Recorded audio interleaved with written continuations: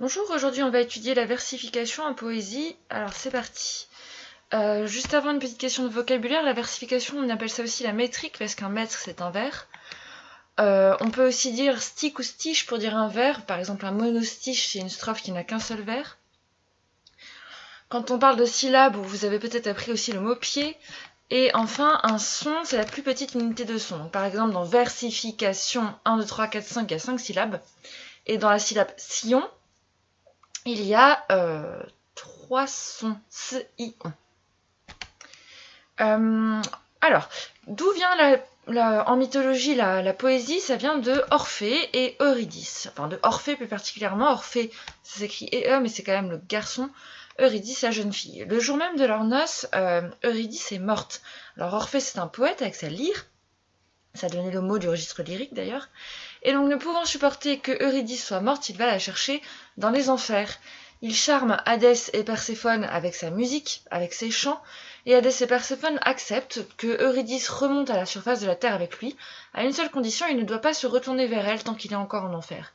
Or, il va se retourner vers elle trop tôt, avant qu'elle soit complètement sortie de l'enfer, et il va la perdre pour toujours. Il va donc passer le reste de sa vie à pleurer la mort d'Eurydice, à pleurer cette erreur, à chanter et à pleurer. Et même une fois qu'il sera mort, on dira que sa tête chantera encore. Donc lui, c'est Orphée, le fils de la muse Calliope, on peut dire le père de la poésie en mythologie. Voilà, ils sont pas beaux là, Orphée et Eurydice. On y reviendra à la fin sur la poésie. Alors je vous rappelle que la poésie, c'est quoi? Cette définition, elle la connaître par cœur. La poésie, c'est un jeu de sons, de langage, et d'images. De sons, de langage, d'images. Alors, on va commencer par parler des strophes. Donc, une strophe, c'est l'équivalent du paragraphe en prose. Par exemple, dans ce poème Femme noire de Senghor, vous avez une strophe ici qui fait 5 vers, puis ici, vous avez une strophe, par exemple, qui fait qu'un seul vers. On va noter ça. Le poème peut être divisé en strophes séparées par des espaces blancs. Ces strophes comportent plus ou moins de vers. Alors, quand il n'y a qu'un seul vers, c'est un monostique. Je vous rappelle que stick, ça veut dire vers. Donc, mono, stick, un seul vers. 2 vers, un distique. 3 vers, un tercet. Vous connaissez ça par cœur. 4 vers, un quatrain. 5 vers, un quintil. Et ensuite, c'est facile. Une strophe de 6 vers, c'est un sixin. De 7 vers, un septin. De 8 vers, un huitain. De 9 vers, un neuvain. Et une strophe de 10 vers, c'est un dizain. Facile à retenir. En parlant plus particulièrement des vers, donc par exemple, dans les quatrains de Le Lac de Lamartine, Lamartine se plaint d'avoir perdu sa bien-aimée qui est morte. Or, regardez, il fait des vers de 12 syllabes des alexandrins et il termine à chaque fois son quatrain par un vers de 6 syllabes. C'est comme si l'alexandrin était coupé de sa moitié. Or, Lamartine, on lui a lui-même retiré sa moitié. Donc il y a un lien entre les alexandrins auxquels on retire une moitié et Lamartine, le poète, à qui on a aussi ôté sa moitié. Alors, un vers va compter un nombre fixé de syllabes. Un vers qui a une seule syllabe, par exemple, si on utilise juste le vers oui, ça sera un monosyllabe. Un vers qui a 2 syllabes, un dissyllabe. Un vers qui a 3 syllabes, un trisyllabe. Ensuite, un vers qui a 4 syllabes. Donc, vous savez, une figure qui a 4 côtés, on appelle ça un tétraède. Ou alors une série qui a 4 tomes, on appelle ça une tétralogie. Donc, un vers qui a 4 syllabes, c'est un tétrasyllabe, du mot tétra, 4 en grec. 5 vers, un pentasyllabe. Vous savez qu'une figure qui a 5 côtés, c'est un pentagone. 6 vers, hexasyllabe. Vous savez aussi qu'une figure qui a 6 côtés, c'est un hexagone, comme la France, par exemple. Un vers qui a 7 syllabes, c'est un heptasyllabe. Un vers qui a 8 syllabes, c'est un octosyllabe. Grâce à Bouba et Caris, vous savez qu'un ring qui a 8 côtés, c'est un octogone. Un vers qui a 9 syllabes, un énéasyllabe. Un vers qui a 10 syllabes, ça vous le savez, c'est un décasyllabe.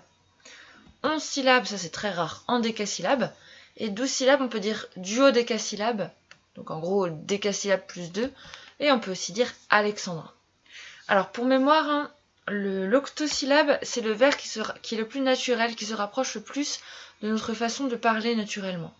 Le décasyllabe, c'est le vers épique. C'est celui qu'on utilise notamment dans les épopées. Et l'alexandrin, c'est le vers solennel, le vers majestueux, le vers parfait. Parce que le chiffre 12, on peut le découper en 3, en 2, en 6, en 4. Donc l'alexandrin, c'est celui qui est le plus facilement utilisable. Et c'est le vers solennel, le vers majestueux, le vers de la tragédie. Le vers pair, c'est-à-dire par exemple l'hexasyllabe, le décasyllabe alexandrin, donne une impression d'équilibre. Il est découpé en 2 hémistiches égaux. Alors qu'est-ce que c'est qu'un hémistiche? Donc l'hémisphère, ça va être la moitié de la sphère, la moitié de la Terre. Une personne hémiplégique, c'est une personne qui est paralysée de la moitié du corps. Un hémistiche, donc stiche c'est le vers, c'est la moitié du vers. Forcément, si le vers comporte un nombre pair de syllabes, il peut être découpé en 2 hémistiches égaux. En particulier, l'alexandrin donne un ton très solennel au poème. Alors, je vais vous donner un exemple d'alexandrin. Donc, vous connaissez par cœur, vous savez que Corneille a fait publier le Cid en 1636. Ça, vous connaissez cette date fondamentale. Vous savez que Rodrigue est amoureux dans le Cid de la jeune Chimène. Le père de Rodrigue, c'est le vieux Don Diego. Le père de Chimène, c'est le comte, ça vous le savez. Et vous savez que le comte a donné un soufflet à Don Diego. L'honneur de Don Diego est menacé, or Don Diego est trop vieux pour se battre en duel avec le comte, donc il va demander à son fils, Rodrigue, as-tu du cœur? Veux-tu te battre pour moi? Et là, Rodrigue a le dilemme de sa vie. Il a 3 options, soit il se suicide, option numéro 1, soit il va laisser, il dit non à son père, il ne se bat pas avec le comte, mais en fait il perd quand même Chimène. Parce que du coup il n'est plus digne, sa famille n'est plus digne de Chimène, soit il se bat avec le comte et il perd Chimène pour toujours. Donc au début, alors qu'est-ce qu'on fait quand on a un dilemme au théâtre? On fait un monologue pour délibérer. Au début de son monologue, Rodrigue dit « Je dois à ma maîtresse aussi bien qu'à mon père. Je suis bloqué parce que c'est kiff-kiff entre ma maîtresse et mon père, donc je ne sais pas quoi faire. » Et au bout d'un moment, à force d'avoir délibéré, il finit par dire « Non, non, je dois tout à mon père avant qu'à ma maîtresse. Je vais donc suivre ce que mon père m'a demandé. » Il va donc se battre en duel contre le comte et le tuer et perdre Chimène, en tout cas momentanément.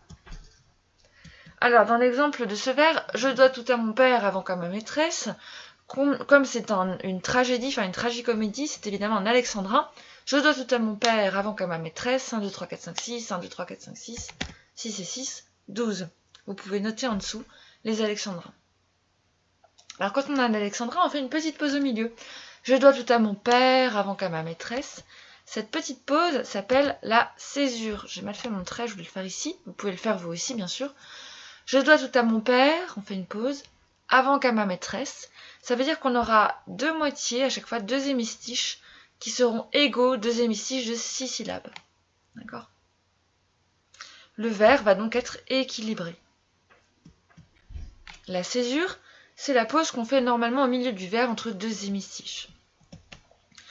Forcément, le vers impair va du coup donner une impression de déséquilibre. Alors, je vous donne un exemple. Chez Verlaine, il dit qu'il faut faire des vers impairs et pendant qu'il le dit, il le fait. De la musique avant toute chose, et pour cela, préfère l'impair. 1, 2, 3, 4, 1, 2, 3, 4, 5, 1, 2, 3, 4, 1, 2, 3, 4, 5, ce sont des vers de 9 syllabes, ce sont des énéasyllabes. Alors du coup, on fait la pause ou, la césure ou, on va la faire ici. De la musique avant toute chose, et pour cela, préfère l'impair. Les 2 hémistiches ne seront pas égaux. On aura un hémistiche de 4 syllabes et un hémistiche de 5 syllabes. Forcément, on est obligé.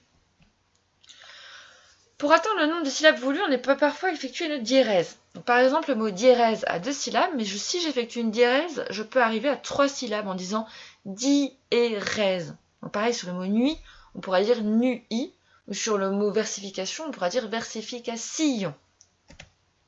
Alors par exemple, dans cet alexandrin de Baudelaire, va te purifier dans l'air supérieur. C'est un vers qui est au milieu d'un poème qui s'appelle Élévation, qui est uniquement en alexandrin. Or celui-ci va te purifier dans l'air supérieur, 1, 2, 3, 4, 5, 1, 2, 3, 4, 5, on n'a que 10 syllabes. Comment est-ce qu'on fait pour arriver aux 12 syllabes de l'alexandrin?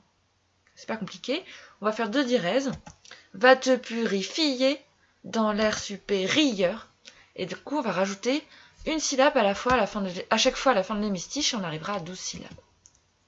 En fait, ça va donner l'impression, comme élévation, ça parle d'un oiseau qui s'élève, ça va nous donner l'impression qu'il y a un élan comme 2 coups d'aile, ça donne 2 coups d'élan pour s'élever. Va te purifier dans l'air supérieur. Par exemple, dans l'alexandrin de Baudelaire, va te purifier dans l'air supérieur, on prononcera purifier et supérieur, même si ce n'est pas naturel. Alors, je vous rappelle que le jour de l'oral, la lecture, elle est notée sur 2. Du coup, il faut absolument que vous repériez bien les diérèses qu'il faut faire, et puis aussi les e muets. Alors, c'est quoi un e muet? Par exemple, le e en cheveux ou l'acheter, il n'est pas muet, parce qu'on prononce, on dit bien e. En revanche, à la fin d'un mot, comme dans terre ou littéraire, on ne prononce pas le e en principe, ce sont des e muets. Alors, est-ce qu'on les prononce ou pas ces E muets dans la versification? La règle est simple. Lorsque on est devant une consonne, on le prononce. Lorsqu'on est devant une voyelle ou qu'on est à la fin d'un vers, on ne le prononce pas. Ainsi, je vous donne un exemple. Donc, c'est l'histoire de quelqu'un qui tire quelque chose et qui a du mal, c'est très très lourd. Il tire, traîne, geint, le verbe geindre, ça veut dire gémir. Tire encore et s'arrête. Comment on va faire? Alors, il tire, on est devant une consonne, donc on le prononce. Il tire. Celui-là, on est devant la consonne G, donc on le prononce. Il tire, traîne, geint. Celui-ci, on est devant une voyelle. Du coup, la liaison va l'avaler. Tire encore, on ne prononce pas le E, on va pas dire tire encore. Celui-ci, il est devant une voyelle, donc pareil, la liaison va l'avaler. Tire encore, ré, s'arrête. Enfin, celui-ci, il est à la fin du vers, donc on ne le prononce pas. Il tire, traîne, geint, tire encore et s'arrête. 1, 2, 3, 4, 5, 6. 1, 2, 3, 4, 5, 6. On est bien dans un alexandrin. J'ai parfaitement respecté la règle du E muet. Alors, les rimes, vous connaissez ça déjà depuis le collège. Ici, on a Sophie, Julie, Augustin, Martin. Ce sont des rimes suivies ou plates. Ici, on a Sophie, Augustin, Julie, Martin, I1, I1. Si on veut les rejoindre, on est obligé de croiser nos traits. Ce sont donc des rimes croisées. Enfin, Sophie, Augustin, Martin, Julie. Les rimes en I embrassent. Les rimes en 1, ce sont des rimes embrassées. Vous connaissez déjà ça par cœur. Dans une strophe, les rimes peuvent être suivies ou plates, A, B, B, croisées, A, B, ou embrassées, A, B, A. Alors parfois, il arrive que dans une phrase, le début de la phrase soit rejeté au vers précédent. Souvenir, souvenir, que me veux-tu? L'automne faisait voler la grive à travers les ratonnes. On est obligé de enjamber ici en disant la fin du vers avec le vers suivant. C'est un contre-rejet. Ici, c'est l'inverse. Innocent dans un bagne, ange dans un enfer, il travaille. La fin de la phrase est rejetée au vers précédent. C'est un rejet. Enfin, ici, regardez, on est obligé d'enjamber la fin du vers sans s'arrêter si on veut que ça ait du sens. Marie, vous avez la joue aussi vermeille qu'une rose de mai. Vous avez les cheveux de couleur de châtaigne. Je suis obligé d'enjamber sans m'arrêter la fin du vers. C'est un enjambement. On va noter ça. Lorsqu'on continue la phrase sur le vers suivant, c'est un rejet. Si elle commence à la fin du vers précédent, c'est un contre-rejet. Enfin, si on doit enjamber la fin du vers pour passer d'un coup au suivant, c'est un enjambement. En fonction du nombre de sons qui riment, les rimes peuvent être pauvres. Si un seul son rime, par exemple Julie et Sophie, il y a juste le I, parce qu'après si on remonte, on tombe sur le F. Suffisante, s'il y a deux sons qui riment, dans amour et toujours, on aura le R et le OU. Et ensuite on s'arrête, il y a un M et un J. Donc même si avant, par exemple, si j'ai fait rimer amour et à jour, même s'il y a un A qu'on retrouve, ça ne marche pas parce qu'il y a le J et le M qui arrêtent la rime. Enfin, elles peuvent être riches s'il y a au moins 3 sons qui riment. Alors, dans le poème de Ronsard, comme on voit sur la branche au mois de mai la rose, quand l'aube de ses pleurs du point du jour la rose, combien de sons riment? C'est hyper facile. Donc le E ne rime pas parce qu'on a la fin d'un vers, on ne le prononce pas. On aura Z, O, R, A, L. Z, O, R, A, L. 5 sons qui riment, c'est une rime super riche. Enfin, on dit qu'une rime est féminine si elle termine par un E et masculine sinon.